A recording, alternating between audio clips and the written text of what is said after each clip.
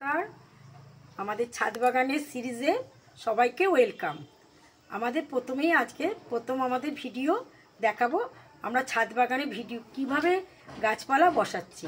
একটা বাগান করতে গেলে কি কি জিনিস লাগে, প্রথমে টব, তারপরে লাগে মাটি, তারপরে কি কি গাছ বসাবে।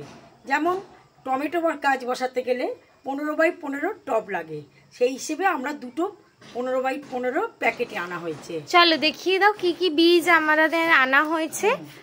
এই যে আমরা অনলাইন থেকে বীজ কিনেছি, আপনারা যদি চান আপনারা যে কোনো লোকাল মার্কেট থেকে বীজ কিনতে পারবেন। আমাদের এবছরের সিরিজের মেন উদ্দেশ্য হচ্ছে সবজির গাছ, তো আমরা এখানে অনেক রকমের সবজির গাছ নিয়েছি, বিন, ক্যাপসিকাম, তারপর ক্যারট, টমেটো, এইসবের গাছ নিয়েছি, আরো অনেক কিছু রয়েছে।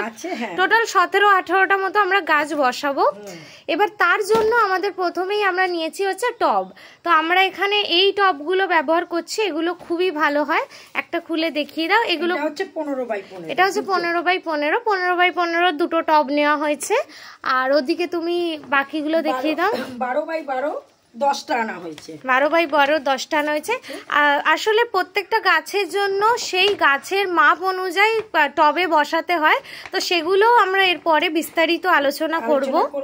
আপাতত এই ভিডিওটাতে আমরা দেখিয়ে দিচ্ছি যে কি কি আমরা গাছ মানে কি কি প্রয়োজন একটা গাছ বসানোর জন্য। আচ্ছা, প্রথমে আনা হয়েছে এটা হচ্ছে কোকোপিট।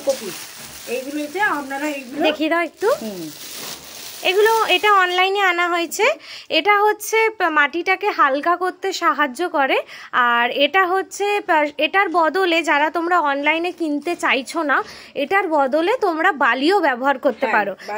মাটি কিন্তু মিক্স করাটা খুবই ইম্পর্টেন্ট, তো সেটার জন্য এইসব জিনিসপত্রগুলো লাগে। ওটা দেখিয়ে দাও। এটা হচ্ছে নিম কেক পাউডার। এটা আপনারা নিজেরা ঘরেও করে নিতে পারবেন। এটা ঘরেও তৈরি করে নিতে পারবেন যদি আপনারা ইচ্ছুক হন যে এটা আমরা দেখাই যে বাড়িতে আপনারা কি করে সহজে তৈরি করতে পারবেন, তাহলে সেটার উপরেও একটা ভিডিও করা হবে।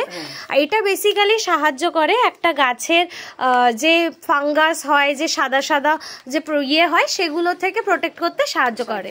যখন আমরা মাটিটা মিক্স করব তখন এগুলো কাজে লাগে। আর এছাড়া আমরা বাড়িতে তৈরি করছি হচ্ছে কম্পোস্ট, বলো গোবর সার, কম্পোস্ট, আরো বিভিন্ন জিনিস আপনাদের দেখাবো। মাটিটা মিক্স করার পরবর্তী ভিডিওটা হবে আমাদের কি করে আমরা মাটিটা মিক্স করছি। আপনাদের যদি ভিডিওটা ভালো লাগে তাহলে আপনারা একটা লাইক করে দেবেন, একটা সাবস্ক্রাইব করে দেবেন। আর যদি দেখতে ইচ্ছুক হয় আপনারা সঙ্গে থাকবেন, আমরা পরপর ভিডিও ছাড়তে থাকবো এবং দেখিয়েও দেবো কিভাবে কি করছি। ঠিক আছে, টাটা।